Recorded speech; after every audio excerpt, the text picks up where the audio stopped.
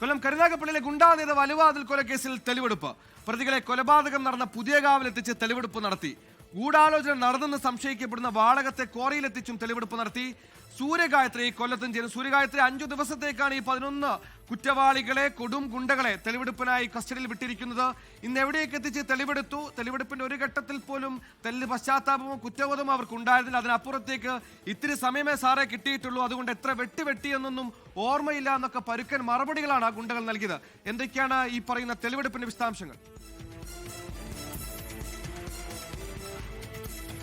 സുഹൈൽ, 5 ദിവസത്തെ കസ്റ്റഡിയിലാണ് ഈ പ്രതികളെ പോലീസ് കോടതിയിൽ നിന്ന് വാങ്ങിയിട്ടുണ്ടായിരുന്നത്. അതിൽ 11 പ്രതികളെ ഈ കേസുമായി ബന്ധപ്പെട്ട് പോലീസ് അറസ്റ്റ് ചെയ്തിട്ടുണ്ടായിരുന്നു. അതിൽ കൃത്യത്തിൽ നേരിട്ട് പങ്കെടുത്ത 6 പ്രതികളെയാണ് ഇന്ന് കൊലപാതകം നടന്ന സ്ഥലത്തെത്തിച്ച് പോലീസ് തെളിവെടുപ്പ് നടത്തിയത്.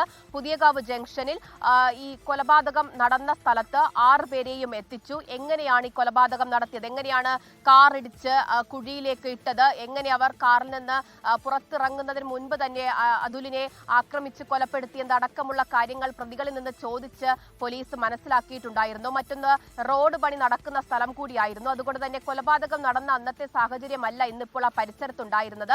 എന്നിരുന്നാലും എങ്ങനെയാണ് ഈ ആസൂത്രണം, ഈ കൊലപാതകം ആ സ്ഥലത്ത് വെച്ച് നടത്തിയത് എന്നത് സംബന്ധിച്ച് 6 പ്രതികളിൽ നിന്നും കൃത്യമായിട്ടുള്ള വിവരശേഖരണം ഇന്ന് പോലീസ് സ്ഥലത്തെത്തിച്ച് തന്നെ നടത്തിയെന്നുള്ളതാണ്. കരുനാഗപ്പള്ളി ACP, CI എന്നിവരുടെ നേതൃത്വത്തിലാണ് തെളിവെടുപ്പ് നടത്തിയിട്ടുണ്ടായിരുന്നത്. ബോംബ് സ്ക്വാഡ്, അതുപോലെ തന്നെ ഡോഗ് സ്ക്വാഡ് ഉൾപ്പെടെയുള്ളവ സ്ഥലത്തുണ്ടായിരുന്നു. സായുധ സേനയുടെ വലിയ സുരക്ഷയിലാണ് പ്രതികളെ തെളിവെടുപ്പിനായിട്ട് എത്തിച്ചിട്ടുണ്ടായിരുന്നത് എന്നുള്ളതാണ്. കാരണം പ്രത്യാക്രമണം ഉണ്ടാകുമെന്നുള്ള സൂചന പോലീസിന് ലഭിച്ചിട്ടുണ്ട്.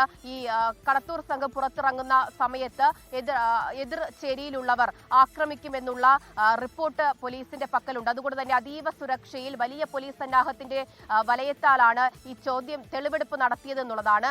ഈ വാളകത്തെ കോറിയിലെത്തിച്ചും ഈ തെളിവെടുപ്പ് നടന്നു എന്നുള്ളതാണ്. കാരണം ഈ പ്രതികൾ കോറിയിലാണ് താമസിച്ചത് എന്നുള്ള വിവരം പോലീസിന് നേരത്തെ ലഭിച്ചിട്ടുണ്ടായിരുന്നു. അത് സംബന്ധിച്ചുള്ള തെളിവെടുപ്പ് സ്ഥലത്തെത്തിച്ച് പോലീസ് നടത്തി എന്നുള്ളതാണ് ഈ ഘട്ടത്തിൽ മനസ്സിലാക്കാൻ സാധിക്കുന്നത്. എന്തായാലും 6 പേരെയാണ് സ്ഥലത്തെത്തിച്ച് തെളിവെടുപ്പ് നടത്തിയിരിക്കുന്നത്.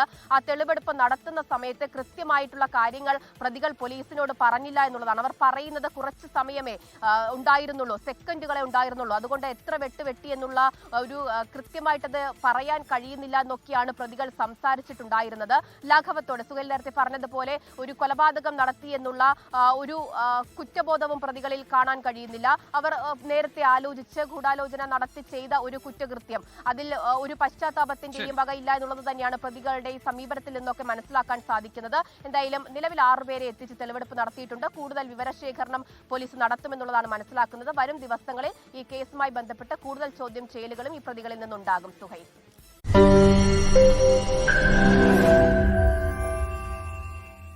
ലോകത്തെവിടെയായാലും ഏത് സമയത്തും 24 വാർത്തകളും ഓഗ്മെന്റഡ് റിയാലിറ്റി പാക്കേജുകളും എക്സ്പ്ലെയിനറുകളും വിശദമായി കാണാൻ ഞങ്ങളുടെ YouTube ചാനൽ നിങ്ങൾക്ക് സബ്സ്ക്രൈബ് ചെയ്യാം.